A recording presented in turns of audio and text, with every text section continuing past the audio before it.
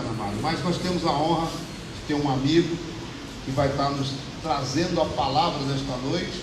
E por coincidência, o nome dele é Paulo. E é apóstolo. Amém, irmão? Então, vamos receber com toda a honra apóstolo Paulo. Amém?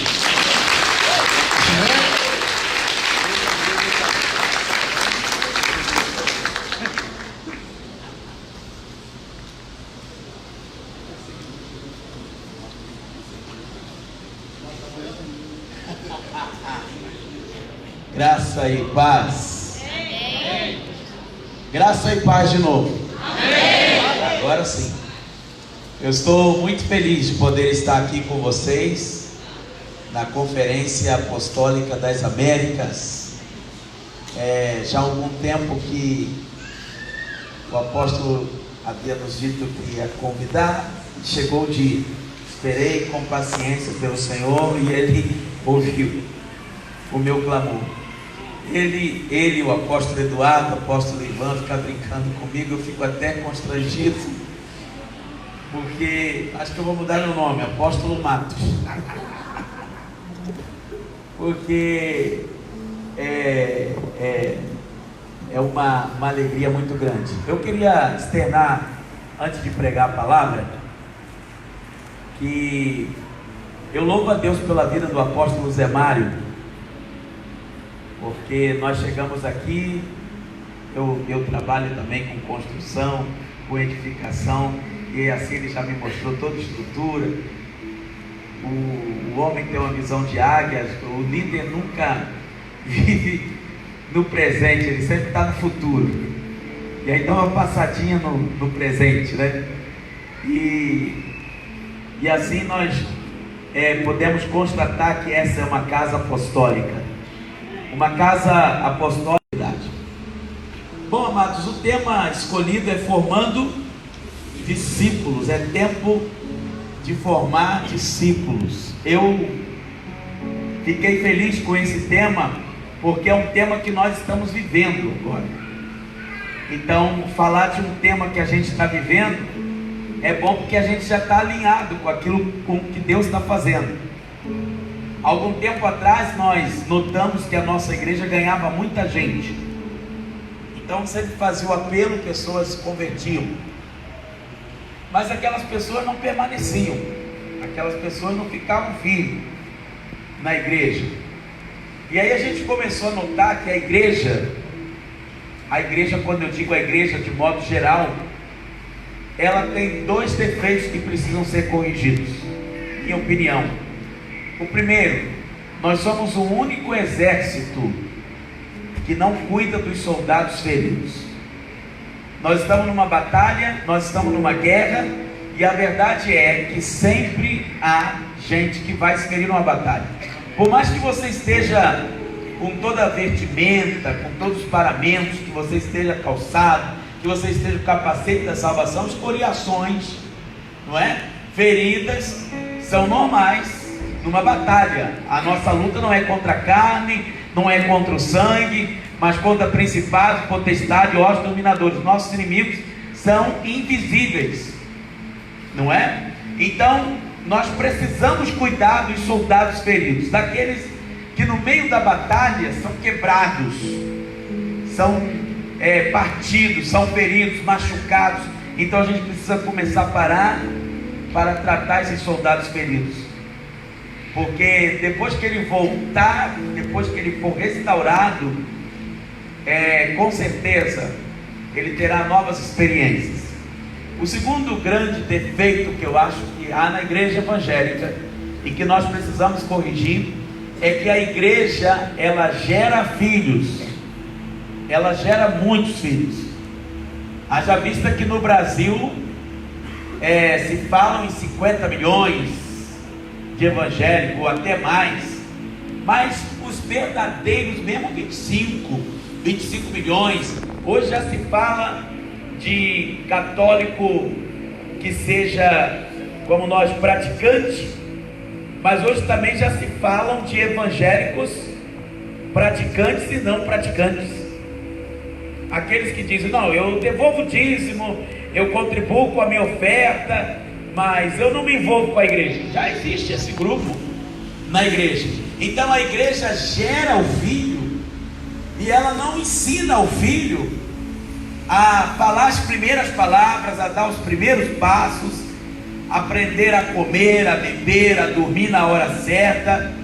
Então a gente precisa corrigir isso, e isso vai ser corrigido com esta visão, com formação de discípulos. Então eu quero que você, por gentileza, abra sua Bíblia comigo no livro de Mateus, capítulo 28.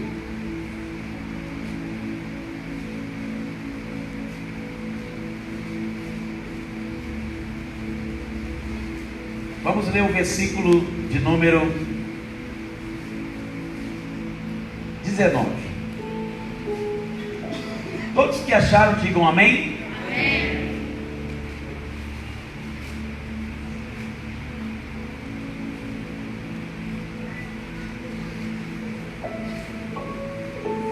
Se você puder se colocar de pé em reverência à palavra de Deus, diz assim, no versículo 18: Jesus, aproximando-se, falou-lhes dizendo: toda a autoridade me foi dada no céu e na terra. Ide, portanto, fazei discípulos de todas as nações, batizando-os em nome do Pai e do Filho e do Espírito Santo, ensinando-os a guardar todas as coisas que vos tenho ordenado.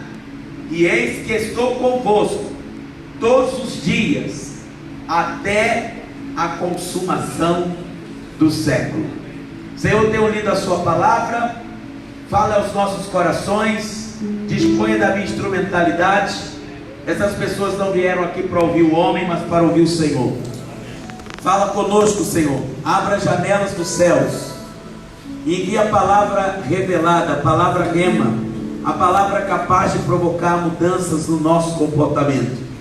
Eu quero te pedir que eu seja porta-voz, que eu seja instrumento do Senhor esta noite, para abençoar vidas, para trazer um rompimento, um crescimento na vida, Senhor, do teu povo, de forma que haja um desenvolvimento espiritual.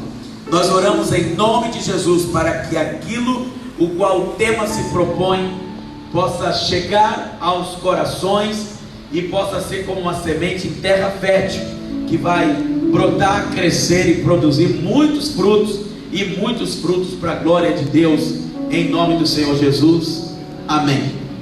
Pode sentar, amados.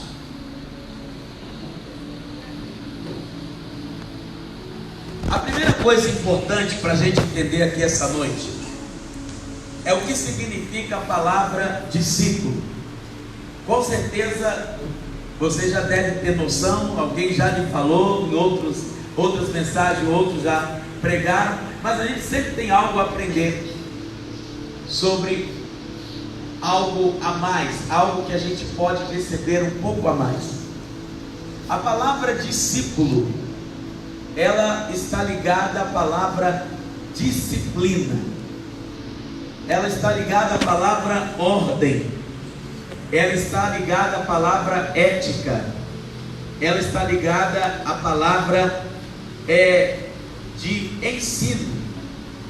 Quando a gente fala de discípulo, a gente começa a entender qual é o comportamento de um discípulo. Um discípulo é alguém que está sendo treinado, que está sendo preparado, que está sendo ensinado das leis de Deus. A gente também pode usar a palavra aprendiz. Um discípulo é um aprendiz, e todos nós somos aprendizes. Nós não nascemos sabendo as coisas, a gente aprende, a gente vive aprendendo as coisas com aquilo que a gente lê, com aquilo que a gente busca conhecer e com aquilo que nos é ensinado por alguém. Algumas pessoas, elas têm facilidade de absorver ensinos. Outras pessoas, elas têm dificuldade de absorver os ensinos. Aonde está a diferença? É que quem quer aprender, ela diz em seu coração: eu quero crescer. A pessoa que não tem disposição para aprender, ela acha que ela já alcançou um nível de entendimento, de aprendizado, de que ela não precisa mais crescer. Toda pessoa que para de aprender, ela para de crescer. Mas toda pessoa que está ainda em processo de aprendizado, ela ainda está crescendo. Eu espero que nessa Conferência das Américas a gente encontre pessoas nesse lugar, onde o Espírito Santo te fará um eterno aprendiz, onde você vai continuar crescendo e crescendo e crescendo para a glória de Deus. É isso que Deus quer para a sua vida. É importante que a gente note a ordem que Jesus deu. Ele disse não para a gente formar membros. Ele não disse assim: ide por todas as nações e fazei delas membros. Ele disse: ide fazer discípulos. Nesse sentido aqui, a palavra discípulo quer dizer cópia fiel de mim. Por isso que Paulo, ele chega a dizer assim: sede meus imitadores como eu sou de Cristo. Mas depois Paulo ganha um pouco mais de maturidade, ele diz assim: sede meus imitadores como filhos amados. Então, na verdade, é um processo de evolução, aonde o aprendiz, aonde o discípulo vai crescendo, crescendo, crescendo, até que um dia ele não deixe de ser discípulo, mas ele passa a ser um discipulador. E o que é um discipulador? Um discipulador, ele não é apenas o que ensina.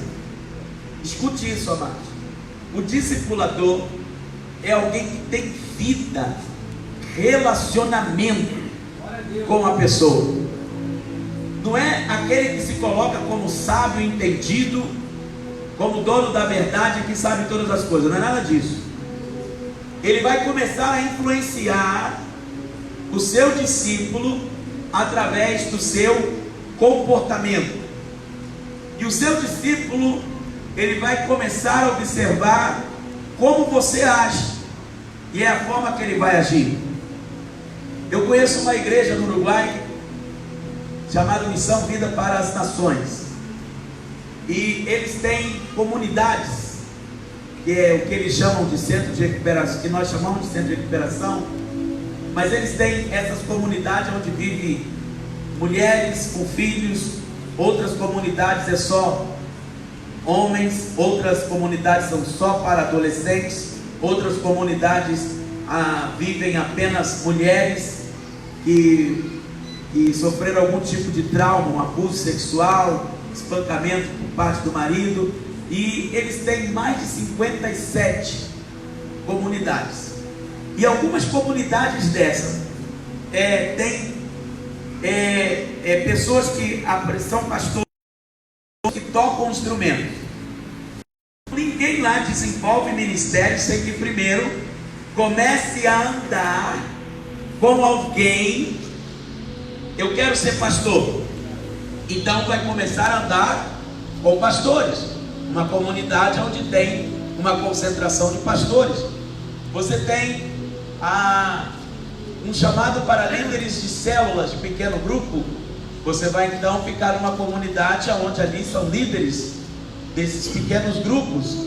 Então você tem um chamado para intercessão. Então você vai começar a andar com quem tem o chamado da intercessão. Você tem um chamado para o louvor. Então você tem que andar com uma pessoa que tem um chamado para o louvor, para que ele possa lhe ajudar a desenvolver o seu chamado, o seu dom, o seu talento, e assim as pessoas vão desenvolvendo. Dificilmente a gente consegue fazer com que toda a igreja entenda essa visão de discipulado, porque para algumas pessoas é difícil elas submeterem a uma autoridade. Observe que no versículo 18, Jesus, aproximando-lhes, falou-lhe dizendo: toda a autoridade me foi dada no céu e na terra. Antes de Jesus falar de discípulo, a primeira coisa que ele falou foi sobre a autoridade. Diga comigo, a autoridade. Não, diga forte, vocês estão comigo? Diga autoridade. Foi a primeira coisa que ele falou. E eu quero falar um pouquinho sobre isso aqui, sobre a autoridade. Porque se você parar para observar, ninguém na Bíblia teve início do seu ministério sem que primeiro tenha sido treinado por alguém. Você sabe quem foi o primeiro discipulador e qual foi o primeiro homem a ser discipulado na Bíblia? O primeiro homem a ser discipulado foi Adão. E você sabe quem era o discipulador dele? O próprio Deus. A Bíblia diz que na viração do dia, todos os dias Deus vinha.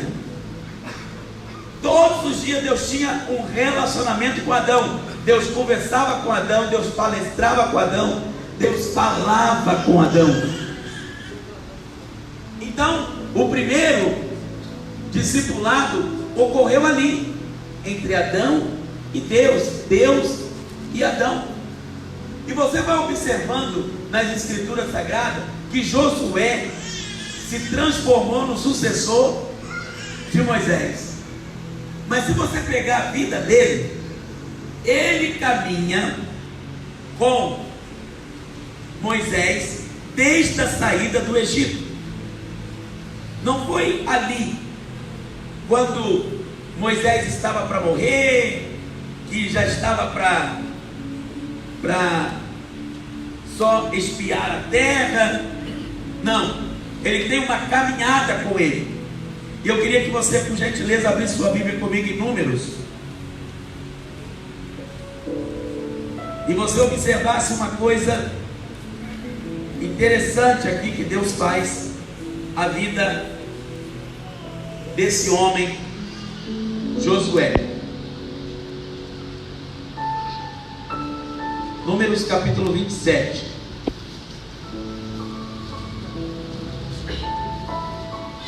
A partir do versículo 18, ele diz assim: disse o Senhor a Moisés: toma Josué, filho de Nun, homem em que há o Espírito. E o Senhor diz assim: impõe-lhe sobre ele as suas mãos. Como a autoridade é transferida, irmãos? Com a imposição das mãos. Apresenta-o perante Eleazar, o sacerdote, perante toda a congregação, e dá-lhe à vista deles as tuas ordens. Põe sobre ele, olha o que ele diz: põe sobre ele a tua autoridade, a tua autoridade, para que lhe obedeça toda a congregação dos filhos de Israel. Olha o versículo 23: e lhe impôs as mãos e lhe deu as suas ordens, como o Senhor falara por intermédio de Moisés. Irmãos, eu estou certo que nessa noite aqui tem muita gente com dons que Deus tem te dado, e tem muita gente aqui com um chamado muito especial de Deus. Mas eu preciso deixar umas coisas bem claras aqui, que é a palavra que o Senhor colocou no meu coração. Só tem autoridade quem submete a autoridade. A autoridade de Deus é absoluta, mas Deus estabeleceu na terra autoridades representativas. Assim, o professor na escola é uma autoridade, o policial é uma autoridade representativa de Deus, o pastor da igreja é uma autoridade, o bispo, a pastora é uma autoridade, o pai e a mãe, que nós não escolhemos que eles fossem nossos pais, é uma autoridade representativa de Deus. E a Bíblia diz: Não há autoridade que não tenha sido dada pelo Senhor. Agora, o que é que você precisa entender? Que se você é uma pessoa que tem dificuldade de submeter-se à autoridade, você será uma pessoa sem autoridade. Você não vai conseguir ter autoridade se você não aprender a submeter à autoridade. Moisés treinou Josué, Eli treinou Samuel, Elias treinou a Eliseu, Eliseu treinou Geazi. E você vai começar a ver na Bíblia Sagrada que todos eles tiveram uma caminhada. Agora você vê uma coisa interessante, o que está no capítulo 1 de Josué. Muitas pessoas, eles batem no peito e elas dizem assim: eu sou servo de Deus. O que é que te faz? O que é que te credencia como um servo de Deus? Olha isso que está no capítulo 1 de Josué. Sucedeu depois da morte de Moisés, que este falou a Josué, filho de Nun, servo de quem que Josué era servo? De Moisés. O texto não diz que ele era servo do Senhor, diz que ele era servo de Moisés. Porque antes de você ser servo do Senhor, meu irmão, você vai precisar aprender a servir. E não adianta dizer eu sirvo a Deus, amados, porque quando o povo saiu do Egito, o Senhor diz assim: e servireis ao Senhor vosso Deus, e Ele abençoará o vosso pão e a vossa água, e tirará no meio de vós a enfermidade. E esse dia eu pregava essa mensagem em São Paulo, em Santo André, e eu falei assim: irmãos, como é que nós podemos servir a Deus? Porque os deuses estranhos são servidos com um copo d'água, um prato de arroz, uma vela acesa, uma rosa, uma água atrás da porta. É assim que esses deuses são servidos. O texto diz: servireis ao Senhor vosso Deus, e Ele abençoará o vosso pão e a vossa água. E eu estava explicando como é que você pode servir a Deus. O nosso Deus não é um Deus que você precisa carregar ele para lá e para cá, que você precisa tirar a poeira dele, que você precisa colocar água para ele beber. Pelo contrário, Ele é a água da vida. Você não precisa dar comida para Ele, porque Ele é o pão da vida. Você não precisa dar dinheiro para Ele, porque Ele é dono de tudo. Então como é que eu posso servir a Deus? E eu comecei a explicar para a igreja. Sabe como você serve a Deus, meu irmão? Se você fizer o que está em Mateus capítulo 25, a partir do versículo 41, quando o Senhor, Ele diz assim: tive sede e não me deste beber, tive fome, não me deste comer, estava nu e não me vestiste, era forasteiro e não me hospedaste, estava preso e não foste me ver. E eles vão dizer: Senhor, quando foi que te vimos nessa situação e não lhe servimos? Ele vai dizer: quando a um desses pequeninos me fizeste. Irmãos, o que você precisa entender hoje? Que para você servir a Deus, sirva o teu irmão, sirva a tua irmã. Quer ver uma confirmação disso? Jesus tinha ressuscitado Lázaro depois de 4 dias sem da terra. Jesus é convidado para um jantar em Betânia, e ele chega nessa casa, e lá nessa casa o Senhor não é recebido com honras, porque esse homem que o convidou não lhe deu um beijo no rosto, não saudou com ósculo, não colocou nele não trouxe uma toalha, não colocou nele um óleo, um unguento, um perfume, não fez massagem nos seus pés. Recebeu Jesus como de qualquer forma. Mas uma mulher, quando soube que Jesus estava lá, ela largou tudo que tinha, foi correndo, e ao invés de lavar os pés de Jesus com água, lavou com as suas lágrimas. Em vez de enxugar com uma toalha, enxugou os pés de Jesus com seus cabelos. Ela deveria ter beijado o rosto de Jesus, pois ela beijava os pés de Jesus. E ela trouxe um presente que valeria 1 ano de trabalho seu. Quanto você recebe de salário por mês? Ela pegou esse valor, somado por 12, 1 ano de trabalho, 1 ano de salário dela, quebrou aquele perfume e ungiu os pés de Jesus. E quando ela ungiu os pés de Jesus, atos extremos vai chamar a atenção de outras pessoas. Esses atos extremos irritam alguns. Judas, que estava ali, disse: por que é que não vendeu esse dinheiro e não deu aos pobres? E a Bíblia diz: ele não falou isso porque amava os pobres, ele fez isso porque ele tinha a tesouraria na mão e ele queria uma oportunidade de tirar um pouco mais de dinheiro. E o Senhor disse: isso que essa mulher fez será lembrada o resto da vida, em toda a terra onde for pregado esse evangelho. Se você for hoje em Israel, você vai encontrar uma cidade chamada Magdala, e essa cidade é uma cidade construída em homenagem a esse ato dessa mulher.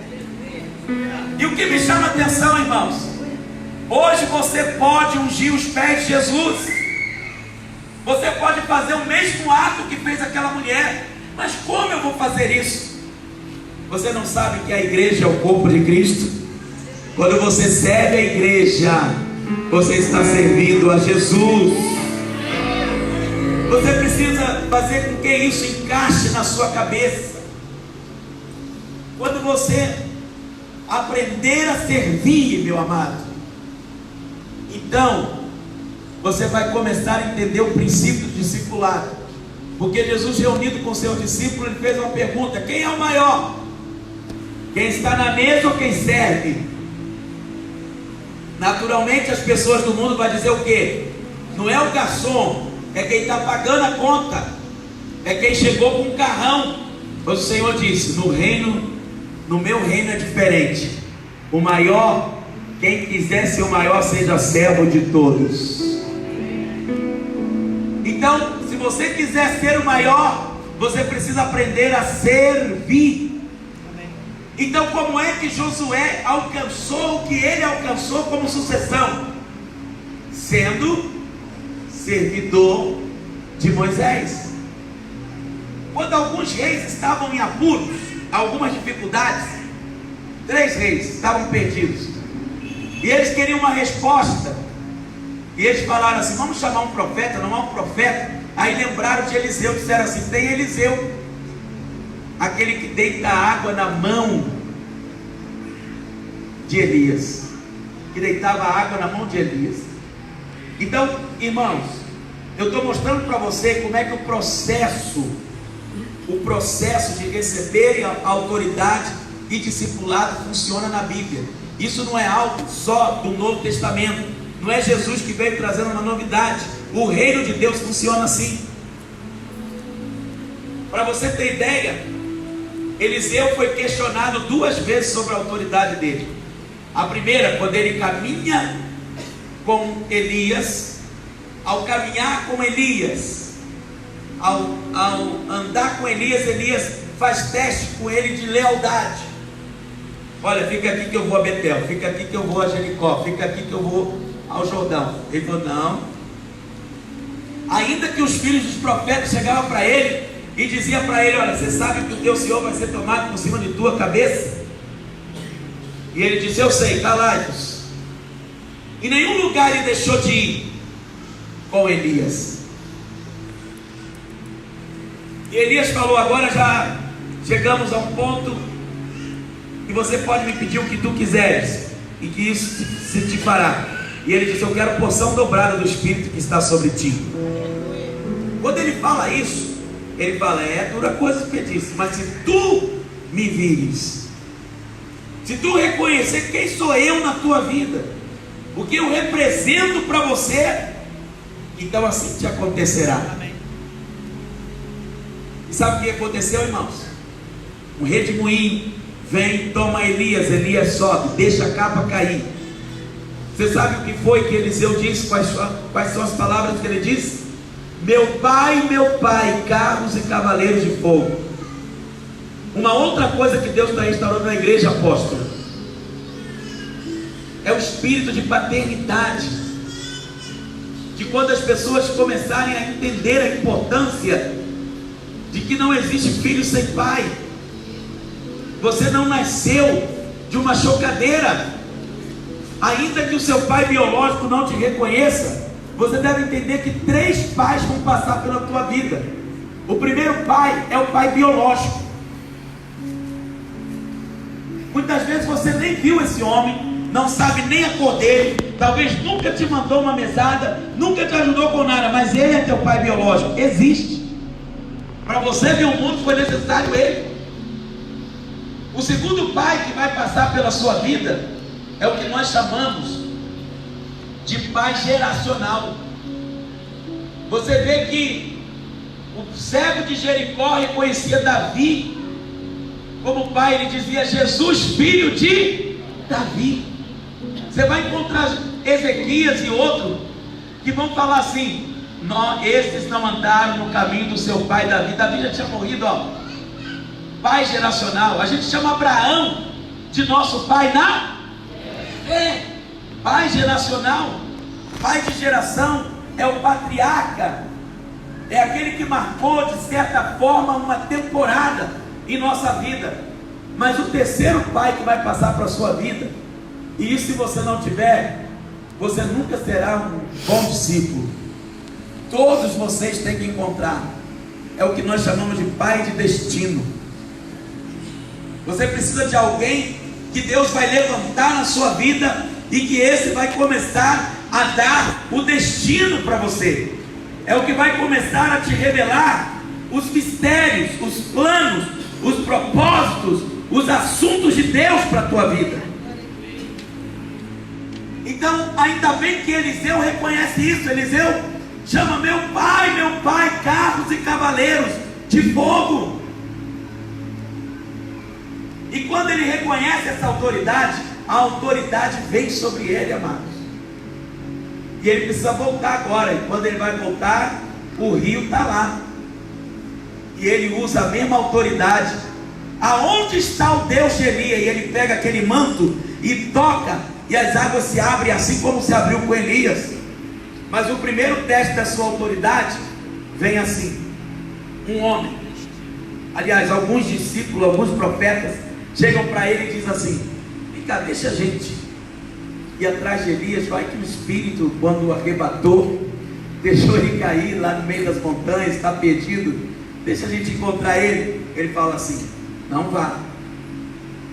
Mas eles ficaram insistindo tanto, porque tem coisas que já estão na sua mente, e a resposta é não, mas você insiste tanto em querer aquilo, que Eliseu acabou dizendo: vai. Então vai. E eles foram 3 dias perdidos, 3 dias que não conseguiram achar Elias, 3 dias que não encontraram nada, nem ninguém. Eles poderiam ter poupado o cansaço, os sapatos, porque quando você submete a autoridade, você evita uma série de problemas. Você evita uma série de dificuldades para você, porque a responsabilidade não é sua, é de quem está te dirigindo. Você só deve obedecer. E o que ele faz? Diz a Bíblia, e eles voltam dizendo: não encontramos nada. Aí eles fazem outro teste, eles dizem assim: então, sabe que essa terra aqui de Jericó é uma terra maldita. A terra não é boa e a água é salobra, é ruim. Eles estão dizendo assim: se Elias estivesse aqui, Elias resolveria o problema. Eliseu pensa, fala assim: traz um prato virgem para mim, e traz um pouco de sal nele, salário, traz nele. E eles trazem. Eliseu pega aquele sal, joga naquela água, ele diz assim, ele não diz assim: Deus tornará salgado.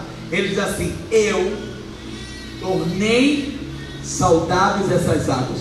Ele usa a autoridade espiritual que está sobre ele. É isso que eu quero que você entenda. Lembra de Elias? Um homem que anda na presença de Deus, irmãos, e que submete a autoridade. Ele fala em nome de Deus e Deus honra. Para você ter ideia, Elias, ele diz assim para Acabe: não vai chover e nem orvalho descerá do céu segundo. Quando o Senhor chama Jeremias, e o Senhor o diz: Jeremias, te dei a nação no profeta, e fala: Senhor, no passo de uma criança. Jeremias tinha 24 anos. O Senhor diz: não, vou tocar a sua boca e eu vou colocar nela as minhas palavras. E o Senhor toca nele, e ele diz: a nação que eu te enviar, tu irás.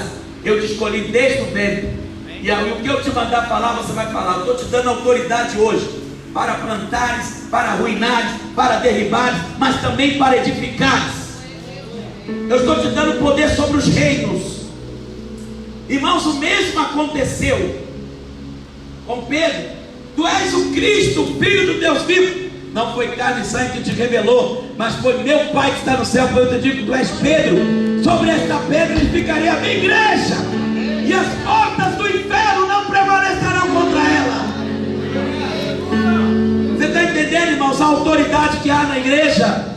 Essa autoridade nós recebemos do Senhor. E o que acontece? A coisa se cumpre na vida de Jeremias, que o Senhor Deus faz um teste com ele. O Senhor chega para ele e está vendo, Jeremias? Ele diz: eu vejo uma vara de amendoeira.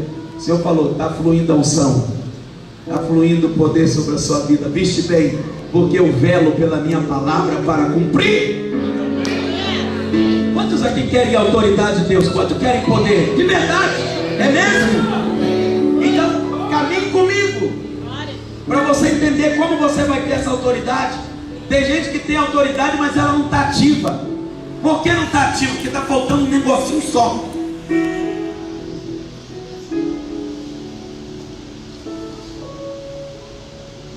Aí Eliseu é colocado em teste. Eu preciso voltar lá para terminar essa parte. Ele é colocado em teste, e ele torna as águas saudáveis. De novo, ele sai, e quando ele sai, uns rapazes começam a gritar: sobe, calvo, sobe, calvo. Você sabe o que é calvície? A palavra calvo vem da mesma palavra, ou no mesmo nome, Coré. Lembra de Coré? Coré, Datã e Abirão.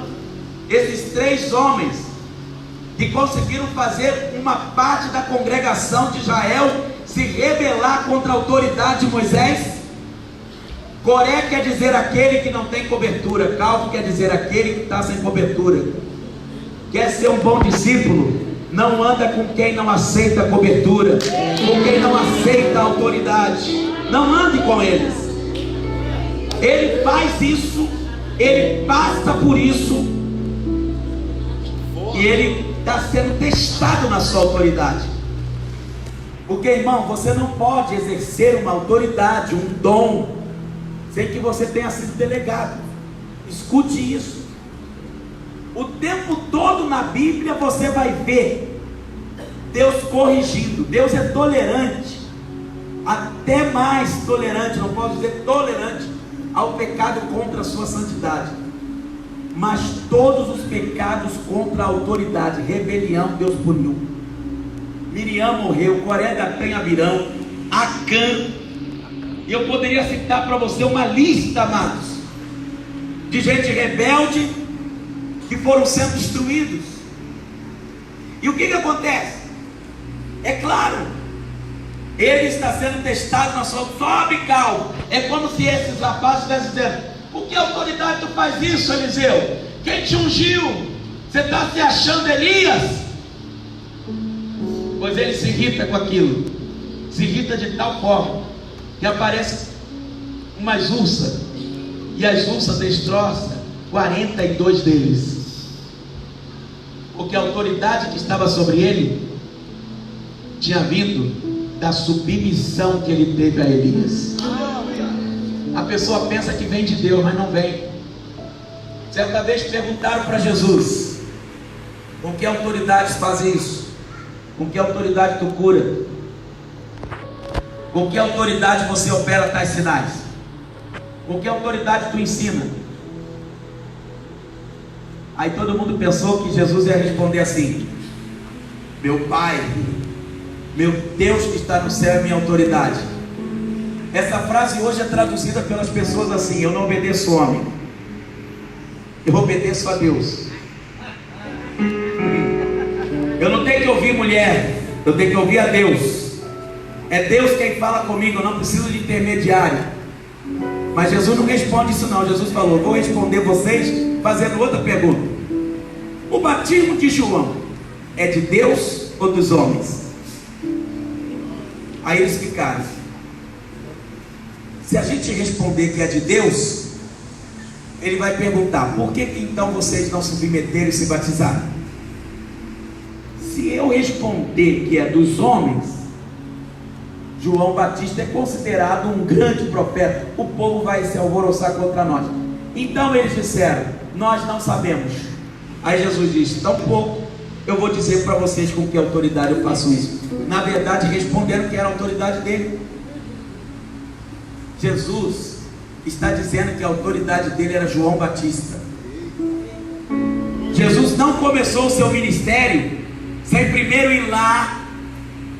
João Batista o reconhecia, dizia: olha, eu vos batizo com água para arrependimento, mas depois de mim virá um que é mais poderoso que eu, cujas sandálias eu não sou digno de levar. Ele vos batizará com o Espírito Santo e com fogo.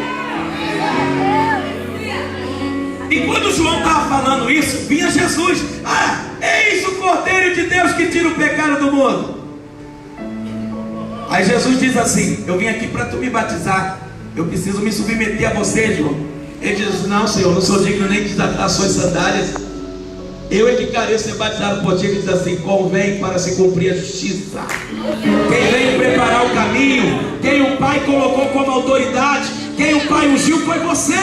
E é você que vai poder me liberar, é você que vai poder me soltar para ir.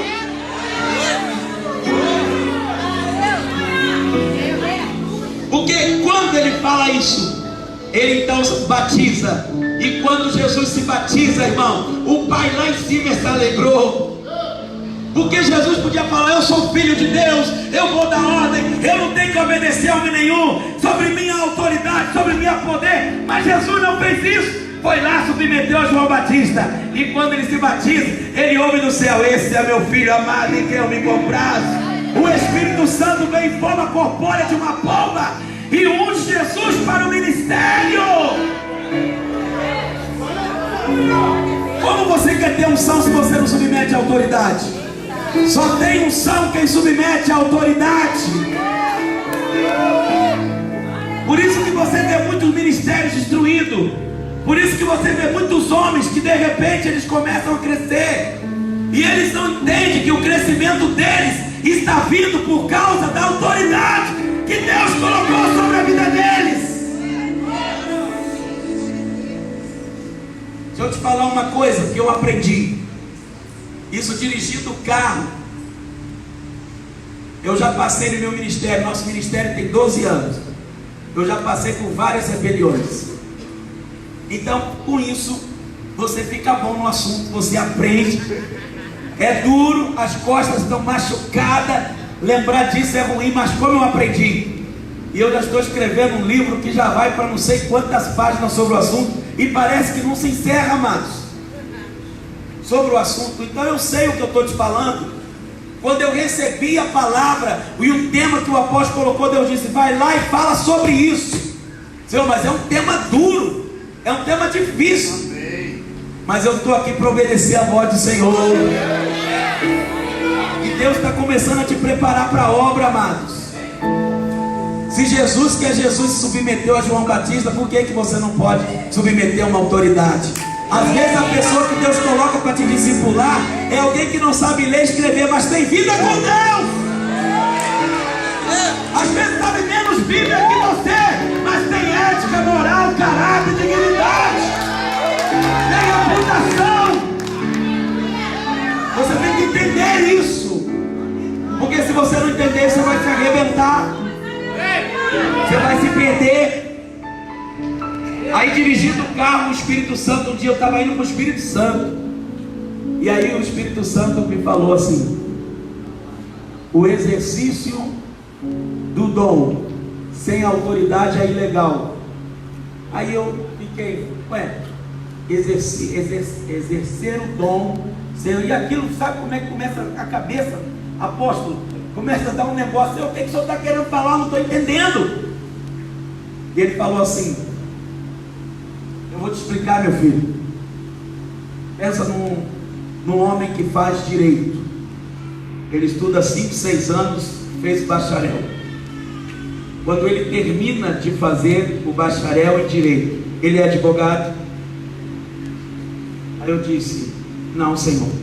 Por que não? Porque ele precisa submeter a um órgão, fazer uma prova de um órgão chamado OAB. Essa é a autoridade dele. Se ele submeter, passar pela prova, então ele receberá um certificado e poderá exercer a função. Significa que se ele faz a faculdade, ele não é advogado, ele não pode sair exercendo. Ainda que você estuda 20 anos medicina, isso não te faz de você um médico. Você tem que submeter ao CRM. Você pode fazer curso técnico de enfermagem ou até faculdade disso, mas existe um órgão chamado COREM. Você precisa submeter. Você pode fazer engenharia, você pode fazer mecânica. Você sabe o que pega para nós, pastor? Apóstolo, é que não tem um órgão que vai normatizar e dizer assim: pastor. Aí a pessoa vai para o monte, começa a pular, sapatear, dançar no poder. De repente, eu me unjo em nome do Pai, do Filho e do Espírito Santo. E ele desce de lá e ele diz: agora eu sou bispo, agora eu sou apóstolo, agora eu sou evangelista. Não, agora Deus me falou que eu sou missionária, agora Deus me falou que eu sou um líder. Desse jeito você não será se você não submeter à autoridade. Mas aonde está isso na Bíblia? Lembra dos filhos de Seva? Atos 19. Paulo 3 anos ensinou na escola de tirano. Esses caras nunca foram na escola nem para assistir uma aula. Nunca foram. Aí de repente eles resolvem sair exorcizando demônio, expulsando demônio. Eles eram filhos de Seva. Seva era um sacerdote. Significa que eles também eram sacerdotes. E sabe o que aconteceu, meu amado? Eles estão indo. Chega lá eles: conjuro você em nome do Jesus a quem Paulo prega. Eles não sabiam nem quem era Jesus e não sabia quem era Paulo. Aí os demônios partem para cima dele e falam assim: eu conheço Jesus, sei quem é Paulo, mas quem é a sua autoridade? Aí eles quando eles deram por conta, o demônio já estava em cima deles e rasgaram a roupa deles, tudo, voltaram para casa. Você está pensando que o negócio é brincadeira? Fazer a obra de Deus não é de qualquer maneira, não, rapaz. Você tem que entender que fazer a obra de Deus não é de qualquer jeito. Existe caminho, existe princípio, existe valores, existem regras que têm que ser respeitadas. E se você não fizer assim, você não cresce, você não desenvolve. Daí a importância de você entender o discipulado. Então você tem que ter um discipulador.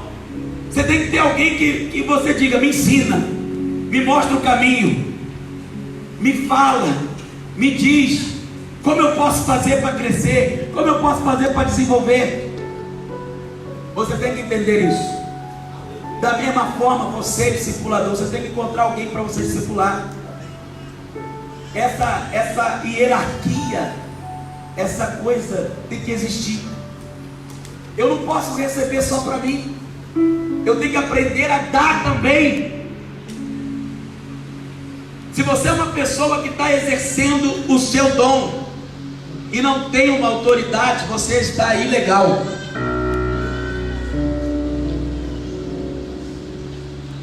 Então, se você é pregador itinerante, se você vai para qualquer lugar, você sabe que mesmo nós, como apóstolos, caminhamos juntos. A gente senta, a gente conversa, dialoga, troca ideia, vai junto nas campanhas. E um é autoridade numa área, outro é autoridade em outra, e a gente aprende a submeter, e junto a gente vai crescendo. Quer um segredo? Não ande sozinho. Servos de Deus, discípulos caminham juntos. Você tem que entender isso. Quem está entendendo? Quando eu já estou terminando, porque senão vocês não vão querer que eu volte. Quando eu observei na vida de Josué uma outra coisa que aconteceu com a vida de Moisés, em Deuteronômio 34, se você puder abrir, eu vou fechar com isso aqui, porque é importante explicar isso. No capítulo 34 acontece a morte de Moisés. Aleluia! Não é fácil a morte de um líder. Então subiu Moisés das campinas de Moabe ao monte Nebo, ao cimo de Pisga, que está de fronte de Jericó, e o Senhor lhe mostrou toda a terra de Gileade até Dan, e todo Naftali, a terra de Efraim, Manassés, e toda a terra de Judá até o mar ocidental, e o Negueb e a campina do vale de Jericó, a cidade das palmeiras até Zoar. Disse-lhe o Senhor: esta é a terra que sob juramento prometi a Abraão, a Isaque e a Jacó, dizendo: a tua descendência a darei. Eu te faço vê-la com os próprios olhos, porém tu não entrarás lá. Assim morreu ali Moisés, servo do Senhor, na terra de Moabe, segundo a palavra do Senhor. Este o sepultou num vale na terra de Moabe, de fronte de Bet-peor, e ninguém sabe até hoje o lugar da sua sepultura. É uma honra que Deus deu a Moisés. Tinha Moisés a idade de 120 anos quando morreu. Não se desconheceram os olhos, nem se abateu o vigor. Os filhos de Israel prantearam Moisés por 30 dias nas campinas de Moabe. Então se cumpriram os dias do pranto no luto por Moisés. Agora escute, amados. Josué, filho de Num, estava cheio do espírito de sabedoria. Por quê?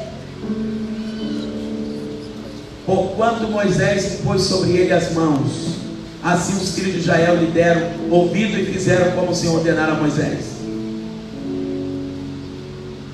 Então eu preciso te dizer a importância do discipulado, porque o discipulador é uma autoridade sobre a sua vida. Só que as pessoas têm dificuldade com a autoridade, porque elas não sabem o que uma autoridade faz. Eu vou falar de uma autoridade legal. Demônios não se submetem a quem não submete a autoridade. Escute isso. Então, quando eu comecei a ler e a aprender sobre esse assunto, você precisa entender 4 coisas que uma autoridade legal, uma autoridade de Deus, não estou falando que tem abuso de autoridade, não. Quem quiser eu ter tempo de falar sobre abuso de autoridade, mas não vai dar tempo. O apóstolo vai me trazer uma outra data. Já estou profetizando, marcando meu dia. Aí o que você precisa entender? Primeira coisa que a autoridade faz. Toda autoridade, ela é responsável por provisão. Uma autoridade que não alimenta não é autoridade. Provisão. Segunda coisa, uma autoridade te dá direção. Quantas vezes você pode estar perdido, sem saber o que fazer? A autoridade, ela vai te dirigir, ela vai te orientar, ela vai te dar direção. Meu Deus. A terceira coisa que uma autoridade ela faz na vida de uma pessoa ela é responsável por dar segurança. Como é bom, amados, quando muitas vezes tem uma situação difícil, você não sabe como resolver, e você fala: chegou o pastor, passa para ele, ele sabe o que fazer. Aí você já passa logo a batata quente. Por quê? Porque o pastor, ele é aquele que dá a cobertura, ele dá a segurança. Quarta coisa importante é a promoção. Todo líder promove. Nenhum líder que é bom líder, treinado por Deus, deixa de preparar alguém para o suceder. O objetivo dele, ao começar a liderar você, é sempre que tu cresça, que tu seja águia, que tu seja leão, que tu cresça, que tu comece a desenvolver o teu ministério, o teu talento, o teu dom, as tuas habilidades. Autoridades legais promovem. Amém. Eu fico feliz quando vejo meus líderes crescendo. Pastor Fábio, que tocou o louvor hoje aqui, chegou na minha companhia, já vindo de outro ministério, quebrado, destruído. Aí começou lá na porta, servindo, como um diácono, atuando, servindo os irmãos. Hoje é o que puxa o louvor da igreja. Hoje é um pastor. Mas sabe por que algumas pessoas, amados, elas nunca vão crescer? Porque elas não querem começar de baixo. Você começa a explicar assim: irmão, você quer aprender? Então tá bom, vamos começar limpando a igreja. Vamos começar pintando o templo. Não, meu chamado é pregar. Meu lugar é o altar. Meu lugar é o púlpito. Não é lá que é meu lugar. Esse negócio aí não é para mim, não. Essa fase já passou. Irmãos, eu sirvo, Jesus serve, o apóstolo serve. Nós vamos continuar sendo eternos diáconos. Se você chegar na minha igreja, você vai ver eu trabalhando. Eu trabalho, eu sirvo. Eu não fico mandando os outros fazer. A gente faz junto. Você tem que entender isso, amado. Ou você acha que você vai ser discipulador, agora você vai ter um bando de empregados. Faz isso, faz aquilo, faz isso. Não. O modelo de Jesus é 4 passos. Primeiro, eu faço e vocês observam como eu estou fazendo. Esse é o primeiro passo. As pessoas não vão aprender com você se você não mostrar como faz. Tem coisas que você dá ordem, faz assim, mas você não fez para mostrar como faz. Segundo passo, Jesus diz: agora eu faço e vocês me ajudam a fazer, porque enquanto vocês estão me ajudando a fazer, vocês aprendem como se faz. Aí então passa para o terceiro passo. Jesus fala: agora é vocês quem fazem, e eu vou ajudar vocês. Eu vou estar com vocês. Não vos deixarei órfãos. Eu vou estar junto de vocês. Vai e faz. Cura os enfermos, expulsa os demônios, faz os paralíticos andar, faz o cego ver, multiplica os pães, ressuscita os mortos, começa a multiplicar as almas, faz a obra. O Senhor começa a dar a eles a autoridade. Faz e eu vou com vocês. E eles voltam todos felizes: Senhor, em teu nome vimos até os demônios se submeterem a nós. Ele falou: não se alegreis por isso, alegreis porque o seu nome está escrito no livro da vida. E o último passo é: o Senhor diz, agora vocês fazem e eu observo o que vocês estão fazendo. Todo discipulador tem que seguir esse passo. Você vai pegar um discípulo, uma discípula, alguém que você vai começar a treinar e trabalhar. Primeiro passo: veja como eu estou fazendo. Isso vai te trazer um senso de responsabilidade. Como é que você pode discipular se você chega atrasado no culto? Como é que você participa dos projetos da igreja? Como você pode discipular se você é tido como fofoqueira da igreja? Deixa eu falar, irmão.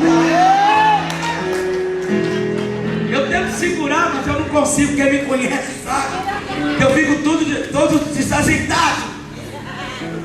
Mas eu não posso voltar com isso. Você precisa ser o exemplo primeiro. Quando você começa a fazer e sabe que tem alguém te observando, você sabe, eu não posso fazer errado. Aí vem então o segundo passo. Chama as pessoas para perto.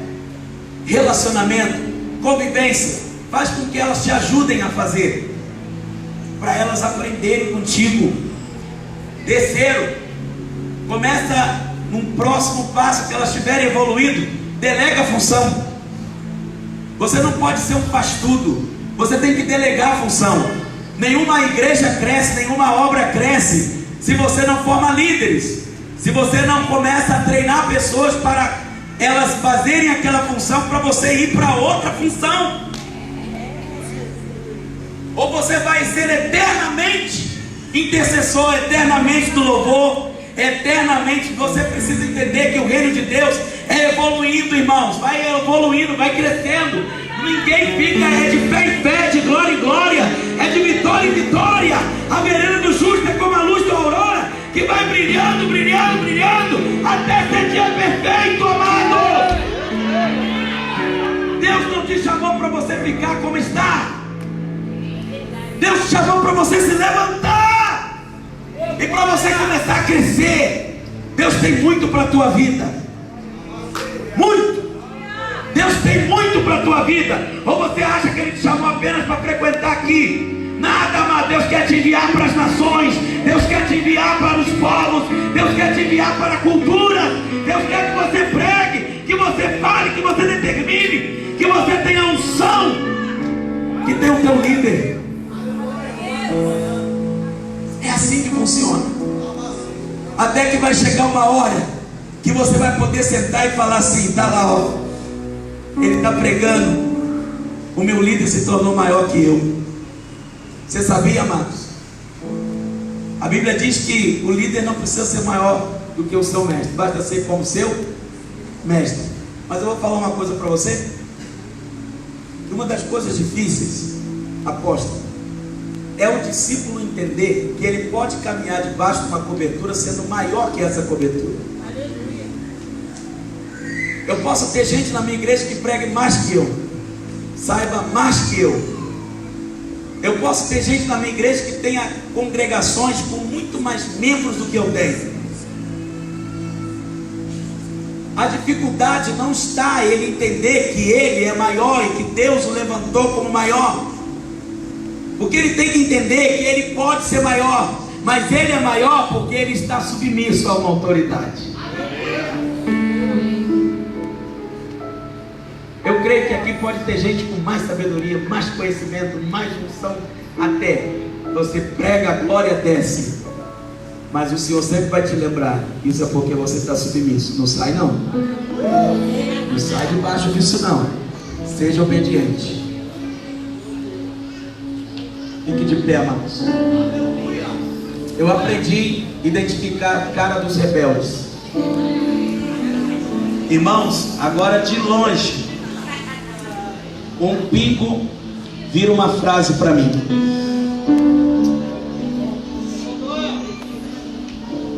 Existem 5 espíritos de rebeliões que atacam a igreja. 5. Primeiro, de Jezabel. Vou falar rapidinho deles. Jezabel é aquele que não precisa ter o poder, ele quer mandar por trás. O segundo é o de Absalão, aqueles irmãos que começam a ganhar o coração do povo. Eu acho que isso está errado, eu acho que deu um passo demais, gastando dinheiro à toa. Se fosse eu, fazia melhor. Ah, se eu fosse o pastor dessa igreja, ah, se eu liderasse as crianças, comigo ia ser diferente. Isso é espírito de Absalão, meu irmão. Terceiro é o espírito farisaico. Sabe o que é o fariseu? O fariseu é aquele que é santo, dá ordem em todo mundo, mas ele não obedece. Ele fala para os outros fazer, mas ele não faz. Por que tem gente abaixando a cabeça? Olha para mim. Enquanto eu falo, Deus está repreendendo a tua vida. O quarto espírito é o de bruxaria. Apóstolo, eu estava um dia em casa, não costumo ir na reunião de manhã de oração na igreja, mas o Espírito falou assim: vai na igreja. Quando eu cheguei lá, não, aí a irmã começou a orar assim: Senhor, estou no teu servo em tuas mãos. Ele está sem visão, Senhor. Ele está perdido. Eu falei assim: impressão minha, ela está orando contra mim. E quando ela falou assim: Senhor, se ele não tiver na visão, tira ele. Falei: tira ela primeiro, Senhor. Bruxaria. Tem gente orando para os outros morrer. Tomara que dê errado. Tomara que não funcione. Sai em nome de Jesus. E o último, e o mais comum na igreja, é o espírito de letargia. É aquele de procrastinação. É aquela pessoa que obedece, mas quando quer. Você fala assim: faz isso. Ela leva 1 mês, 2, 3 para obedecer. É rebelião do mesmo jeito. 98% de obediência não é obediência. Obediência só é obediência se for 100%. Aleluia. Se o teu pastor, o teu líder te deu uma ordem, faça imediatamente. Não demore em fazer. Porque procrastinar significa rebelião. Isso é um espírito. Lentidão para obedecer. Eu queria que você levantasse bem alto a sua mão. Há algo no mundo espiritual destravando hoje aqui. Recalabachuri micandarábia. Rema suridiomai kebiafai. Se você pode, começa a adorar no seu lugar. Hoje Deus está trazendo uma unção de discipulado sobre a sua vida. Hoje o Senhor vai trazer crescimento. Hoje você vai aprender a submissão e obediência. Você será uma esposa submissa, um filho submisso, um pai submisso. Você terá uma família debaixo de ordem. Você terá uma submissão na igreja onde você faz parte. A sua liderança vai fluir, porque a partir de hoje o Senhor está começando a trabalhar os questionamentos na sua cabeça.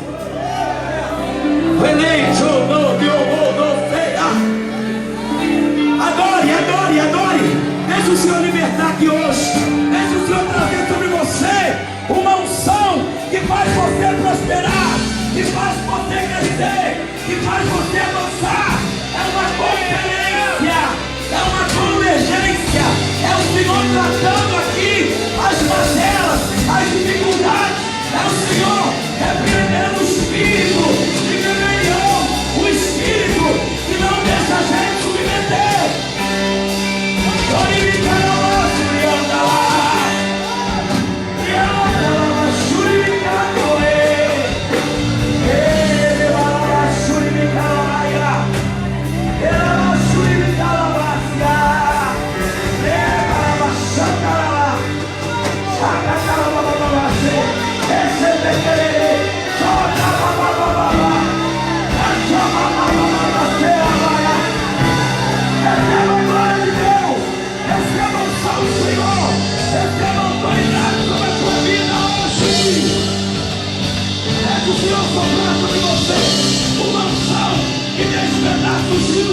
Uma unção que faz as coisas acontecerem.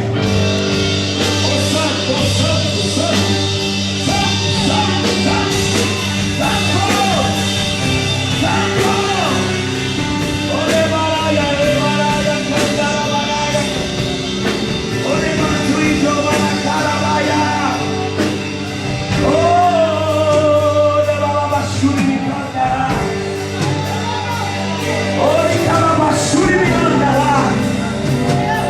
É forte o que Deus está fazendo aqui. A glória de Deus está nesse lugar. É forte.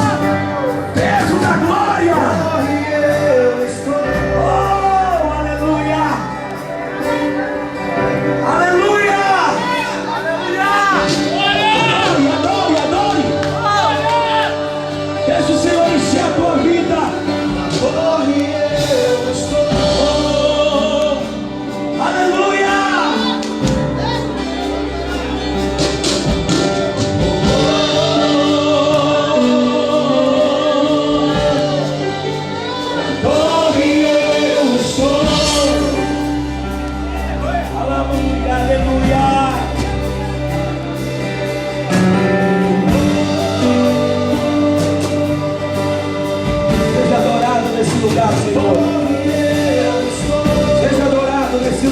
Senhor. Seja entronizado, esperando a Ti a honra, a Ti a glória, a Ti o louvor. Encharcados de azeite, oh, o azeite de Eliseu,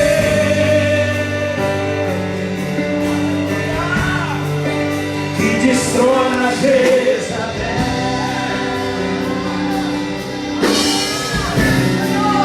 que abate os profetas de Baal.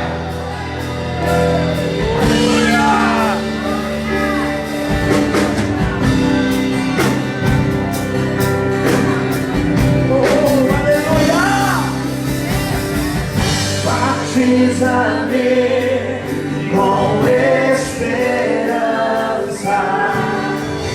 batiza-me com esperança, batiza-me com esperança. Eu ainda vou dançar, eu ainda vou gritar. Batiza-me com esperança, batiza-me com esperança, batiza-me com esperança. Eu ainda vou dançar, eu ainda vou. Este vale não vai me matar, esse fogo não vai me queimar, essas águas não vão me afogar, essas águas não vão, porque eu tenho uma promessa, eu tenho uma promessa, esse vale não vai me matar. Vai me matar, esse fogo não vai.